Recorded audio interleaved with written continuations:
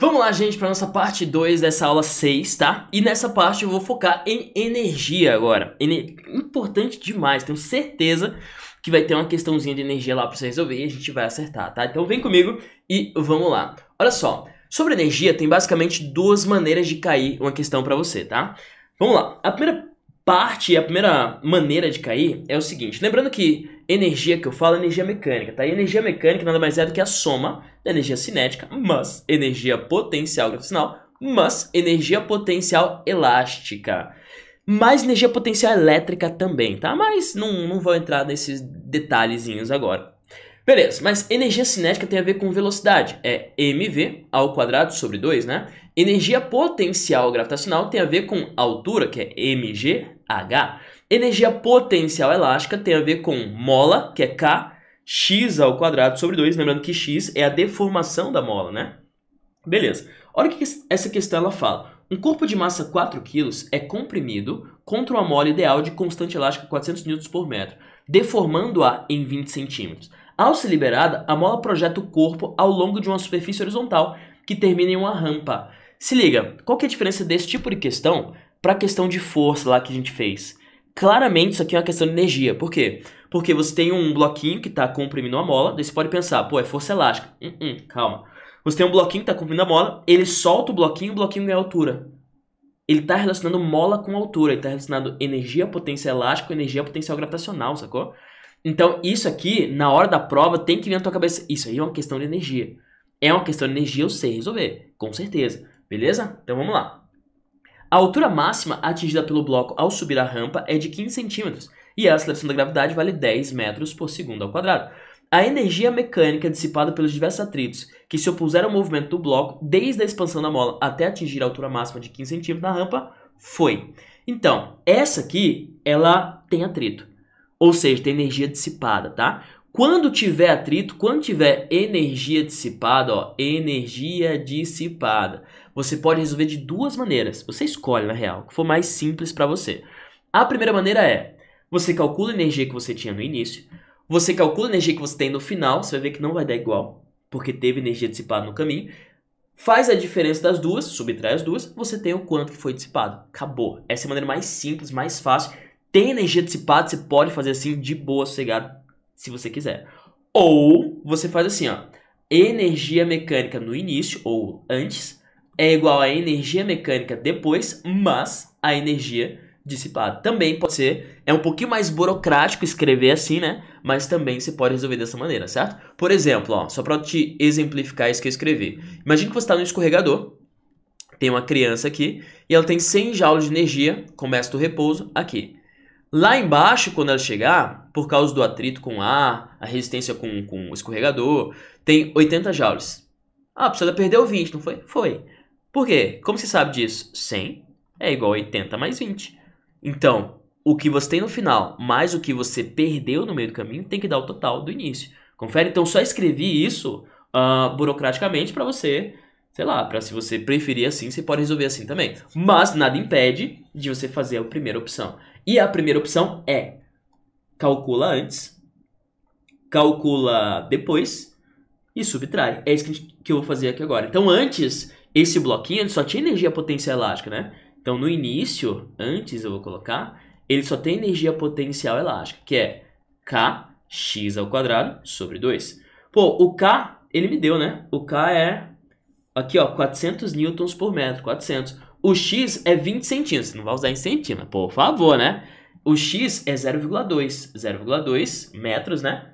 Ao quadrado, isso tudo sobre 2. Fechou? O 400 sobre 2 dá 200. 200 vezes 0,2 vezes 0,2. 200 vezes 0,2 vezes 0,2. Isso aí dá 8. Então, a energia potencial elástica total ali no início é 8 joules. E daí vamos ver no final. No final, ele sobe até uma altura máxima. Pô, quando ele fala assim, sobe até a altura máxima, quer dizer que ele para lá, tá bom? Porque se ele tiver velocidade, ele vai continuar, né? Enfim, então no final, vou escrever aqui, ó, depois, você tem só energia potencial gravitacional, você não tem energia cinética, não. Então é mgh. Energia potencial gravitacional vai ser a massa, que é 4, gravidade, que é 10, e a altura é 15 centímetros. 0,15, né? 0,15. Isso aí dá 40 vezes 0,15, que vai dar 6. 6 joules. Ei, quanto foi dissipado aí então? Foi dissipado 2 joules. Acabou. Acabou. Então, se você conseguir sacar que a questão é uma questão de energia, você consegue resolver. Isso tendo atrito. Professor, e se não tivesse nenhuma, se ele falasse assim, ó, despreze qualquer tipo de resistência e tralalá, tralalá. Se ele falar isso, despreze qualquer tipo de atrito, meu, fica melhor ainda. E é mais comum de acontecer, inclusive, tá bom? É mais comum. O que você faz? Pô, a energia, se não perdeu nada no meio do caminho, quer dizer que a energia mecânica antes é igual à energia mecânica depois. Acabou, acabou, acabou, sacou? Energia mecânica antes igual a energia mecânica depois. Tá, vamos só por curiosidade, vamos calcular para qual altura, se não tivesse atrito, qual altura esse bloquinho chegaria? Vamos calcular? Só por curiosidade? Ó, no início, ele só tem energia potencial elástica. Então você colocaria aqui, energia potencial elástica. No final, vai ser só energia potencial gravitacional. Daí você pode pensar assim, professor, não teve energia cinética no caminho? Teve, no caminho, né? Mas o que me interessa é o começo e o fim. Certo? E aí você pode calcular o começo e o fim direto. Não precisa calcular as coisas na metade, não. Tá, energia potencial elástica lá no início, antes, no caso, eu já calculei, deu 8, né? Então 8. Energia potencial gravitacional é M vezes G vezes H. Agora eu quero saber a altura que ela chega se não tivesse atrito. Então fica 8, igual a massa é 4, né? Gravidade 10 e a altura, vamos ver. A altura igual a 8 sobre 40. 8 sobre 40 dá 8 divididos por 40, vai dar 0,2. 0,2 metros. Seria 20 centímetros, né? Então, se não tivesse atrito, esse bloco chegaria na altura de 20 centímetros. Sacou a ideia? Tá aí, ó. Fechou. Então, para a questão da energia, gente, energia mecânica, hot topic da tua prova. Tem muita possibilidade de cair. Tem atrito? Daí você faz. Pô, calcula energia antes, energia depois, subtrai as duas. Não tem atrito, energia mecânica antes igual depois. Acabou. Daí analisa, ó. Antes, tem essa e tem essa. Depois, tem essa e tem essa. Se tivesse mais de uma, você colocaria ali. Energia potencial mais energia cinética. É só colocar, sem problema nenhum, tá bom? Então, energia, gente, é isso aí. Relacionado à energia, nós temos dois conceitos importantes, tá? Um deles, já vou te falar aqui agora, na próxima questão, é o conceito de trabalho.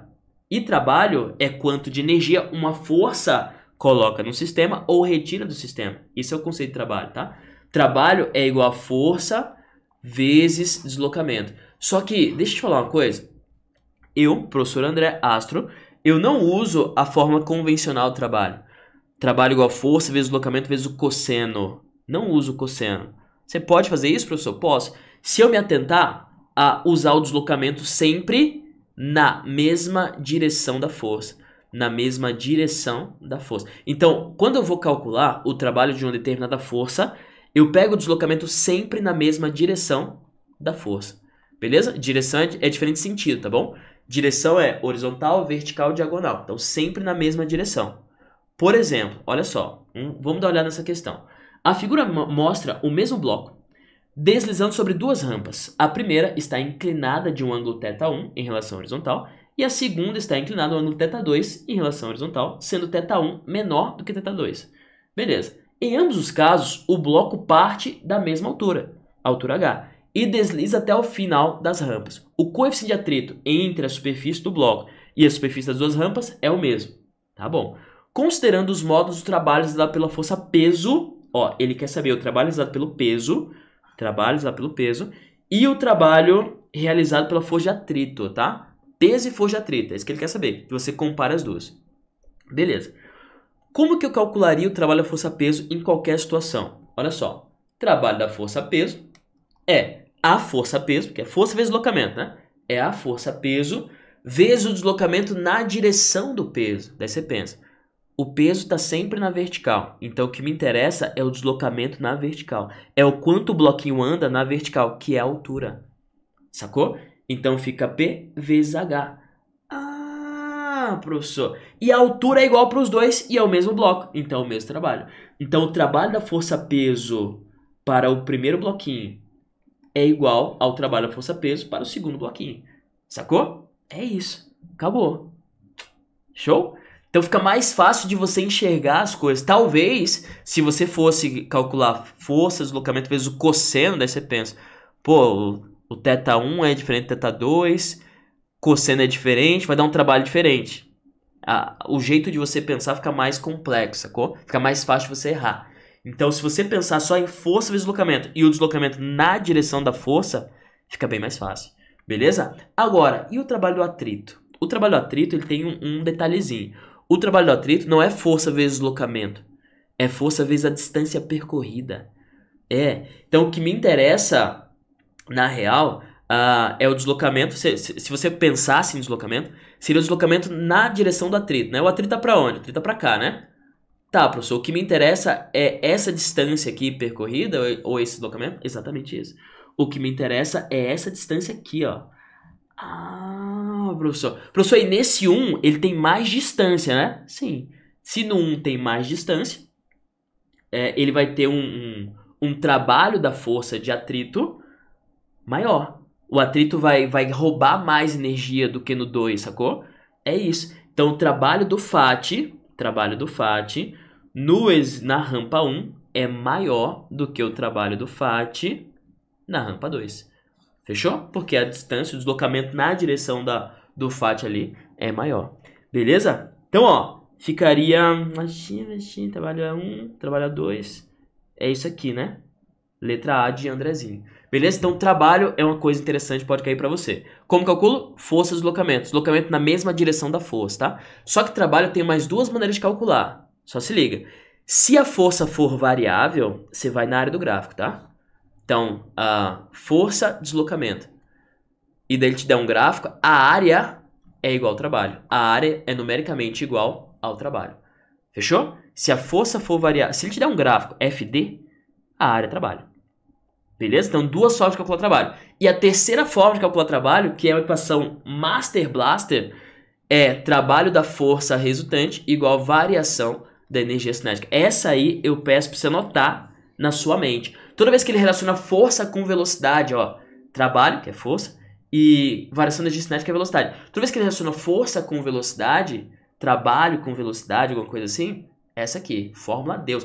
Poderosa pra caramba essa fórmula aí. Trabalho, força resultante igual a variação da energia cinética. Fechou? 3 formas de calcular trabalho caso caia pra você. Primeira equação. Se liga para colocar o deslocamento na mesma direção da força. Segundo, a área do gráfico, FD. E o terceiro, trabalho, força resultante igual a variação da energia cinética. Beleza? O outro conceito relacionado à energia, que pode cair para você bastante, é o conceito de potência. Potência é energia por tempo. Potência é energia por tempo. Ou seja, potência eu posso usar como sendo trabalho por tempo. Lembrando que trabalho é energia, né? Quanto energia uma força coloca ou retira. Trabalho é joule, né? Tá. Daqui eu posso tirar... Isso aqui é difícil cobrar, mas eu vou colocar, tá? Potência igual... Trabalho igual força vezes deslocamento sobre ΔT. Deslocamento sobre tempo é velocidade média. Então, potência é igual a força vezes velocidade média.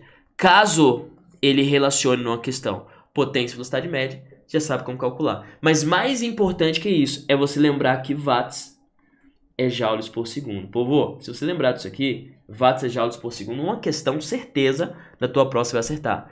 Watts é joules por segundo. Então, se um carro está desenvolvendo uma potência de, sei lá, 100 watts, quer dizer que ele está transformando 100 joules de energia química da combustão lá em energia cinética, por exemplo, por segundo. É 100 joules por segundo. 100 watts, 100 joules por segundo. Ele te fala em 10 segundos. Nem 10 segundos, pô, é 100 joules por segundo. Em 10 segundos, 1000 joules. E daí você começa a saber interpretar a questão, sacou? Então lembre-se desse conceito de potência. Potência é quanto energia é transformado por tempo. Potência é watts e watts é joules por segundo. Fechou? Ficou muito claro isso aí? É isso, gente. Então, sobre leis de Newton, sobre energia, sucesso. Vai estar na tua prova. Quiçá as duas questões, ou 3 ou 4 até, e a gente vai acertar. Beleza? Qualquer dúvida, me chama no WhatsApp. É isso, valeu, até a próxima. Tchau!